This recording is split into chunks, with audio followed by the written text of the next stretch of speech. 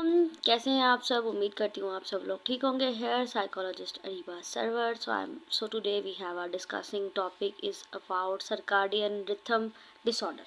Circadian rhythm disorder एक नींद से मुतालिक ख़राबी जिसमें इंसान को कुदरती नींद और जागने का चक्कर यानी कि स्लीप वेक साइकिल बिगड़ जाता है।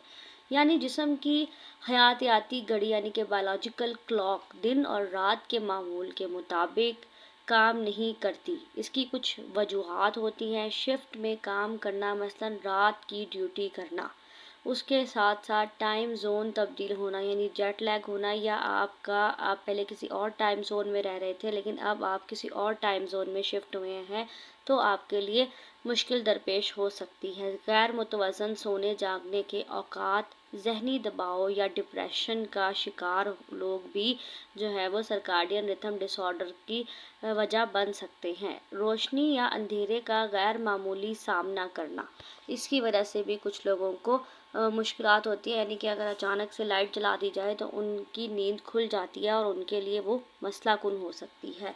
अब इसकी कुछ इलामात ऐसी होती हैं कि नींद आने में बहुत ज़्यादा दुश्वारी पेश आती है। दिन के वक्त नींद और थकन महसूस होती रहती है और तवज्जो और यादाश्त में कमी आती है। मूड में तब्दीली रहती है यानी कि चिड़चिड़ापन और उदासी जो है वो कतन जो है वो ज़्यादा नज़र आती है ऐसे लोगों के अंदर। काम या पढ़ाई की कारकर्दगी में दीगर जो है कारकर्दगी में कमी आना स्टार्ट हो जाती है। यानी कि पहले तो बहुत अच्छा पढ़ रहे थे, अपना काम बहुत बेहतरीन तरीके से ऑन टाइम कर रहे थे, लेकिन जब से ये प्रॉब्लम स्टार्ट हुई है तब से उनके अंदर इसकी कारकर्दगी में मसला आना स्टार्ट हो चुका है। अब इसकी कुछ इकसाम होती हैं जिसको हम डिलेड स्लीप फेज डिसऑर्डर भी कहते हैं। डिलेड स्लीप फेज डिसऑर्डर रात को देर से नींद का आना और सुबह देर से जागना, इस चीज़ की वजह से ये भी एक इकसाम हो सकती है सर्काडियन रिथम डिसऑर्डर की। उसके बाद एडवांस स्लीप फेज डिसऑर्डर यानी कि शाम को जल्दी नींद आना और सुबह बहुत जल्दी जाग जाना। अब ये अगर लगातार होता रहे तो ये फिर मसले का बाइस बनता है। Non 24 hour sleep wake disorder यानी कि नींद का चक्कर रोज़ाना आगे पीछे होना, ख़ास तौर पर नाबीना अफराद के अंदर। ये जो है बीमारी ज़्यादातर नाबीना अफराद के अंदर होती है कि नींद का चक्कर जो है वो रोज़ाना के तौर पर बदल जाता है, आगे पीछे हो जाता है।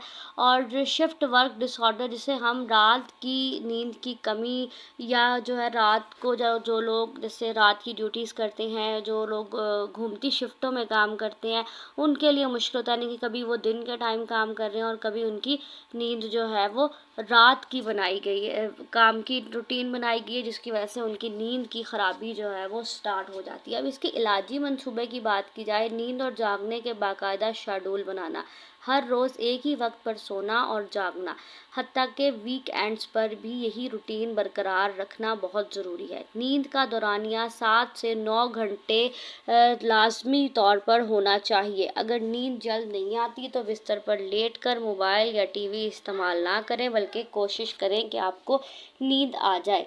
उसके साथ साथ रोशनी की थेरेपी यानी कि लाइट थेरेपी का इस्तेमाल किया जाता है, जिसमें सुबह के वक्त तेज़ रोशनी, कुदरती या मसनूई में कुछ वक्त गुजारें।